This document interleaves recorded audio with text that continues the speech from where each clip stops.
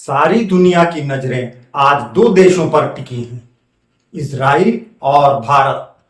दोनों ने हाल ही में वो कर दिखाया है जिसकी कल्पना तक दुश्मन देश और पूरा विश्व नहीं कर सकते थे। कट्टरपंथी देशों की परमाणु शक्ति छीन लेने का जो सपना पश्चिमी जगत बरसों से देख रहा था, उसे अब भारत और इजराइल ने हकीकत में बदल दिया है।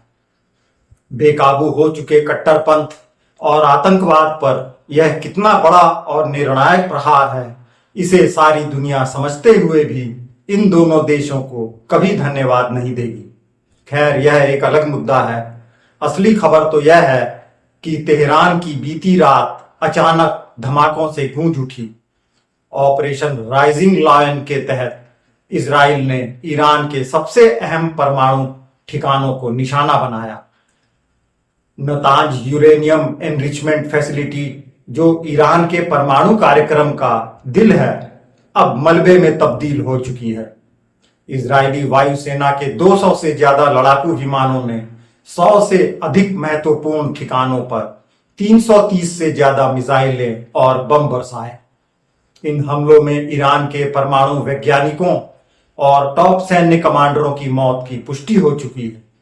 ईरान के रिवॉल्यूशनरी गार्ड के प्रमुख जनरल हुसैनी सलामी और आर्मी चीफ मोहम्मद बाघेरी भी इस हमले में मारे गए।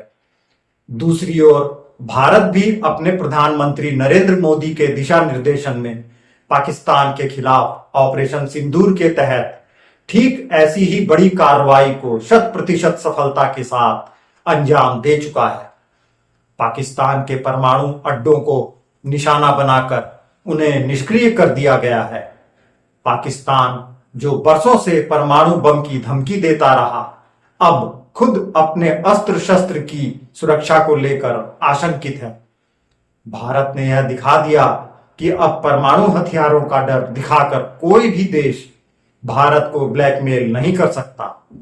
इन दोनों ऑपरेशनों में एक गहरा सामरिक संदेश छिपा है। इजराइल और भारत ने मिलकर दुनिया को यह बता दिया है कि कट्टरपंथ और परमाणु शक्ति का मेल अब बर्दाश्त नहीं किया जाएगा। ईरान और पाकिस्तान जैसे देश, जहां कट्टरपंथी विचारधारा सत्ता पर हावी है, वहां परमाणु हथियार न सिर्फ क्षेत्रीय बल्कि वैश्विक शांति के लिए भी सबसे बड़ा खतरा है। इजराइल ने ईरान के खिलाफ यह कदम उठाया क्योंकि अगर ईरान परमाणु बम बना लेता तो पूरा पश्चिम एशिया अस्थिर हो जाता। भारत ने पाकिस्तान के खिलाफ ऑपरेशन सिंदूर चलाया क्योंकि वहां परमाणु हथियार आतंकवादियों के हाथ लगने का खतरा हमेशा बना रहता था। इजराइल के प्रधानमंत्री बेंजामिन नेतान्याहू ने साफ कहा, ईरान का परमाणु खतरा अब बर्दाश्त नहीं किया जा सकता। यह हमला सिर्फ जवाबी कार्रवाई नहीं, बल्कि ईरान के परमाणु और बैलिस्टिक मिसाइल कार्यक्रम की जड़ पर प्रहार है। इजरायली सेना के चीफ ऑफ स्टाफ ने इसे एक ऐतिहासिक अभियान बताया है, जिसमें इजराइल के अस्तित्व के लिए पैदा हुए खतरे को समय रहते खत्म करना जरूरी था। उनका कहना है, हम उस बिंदु पर हैं जहां से वापसी संभव नहीं है।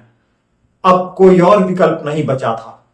ईरान ने भी हमले की पुष्टि की है और देश भर में आपातकाल लागू कर दिया गया है। सरकारी टेलीविजन ने बताया है कि प्रमुख सैन्य अधिकारियों की मौत के बाद देश में शोक और गुस्से की लहर है।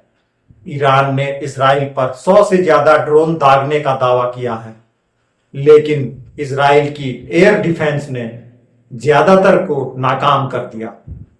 ईरान ने चेतावनी दी है कि इजराइल और अमेरिका को इसकी भारी कीमत चुकानी पड़ेगी। इस पूरे ऑपरेशन का मकसद था ईरान को परमाणु हथियार बनाने से रोकना। IAEA के मुताबिक ईरान के पास इतना फिजाइल मटेरियल था कि वह कुछ ही दिनों में 15 परमाणु बम बना सकता था।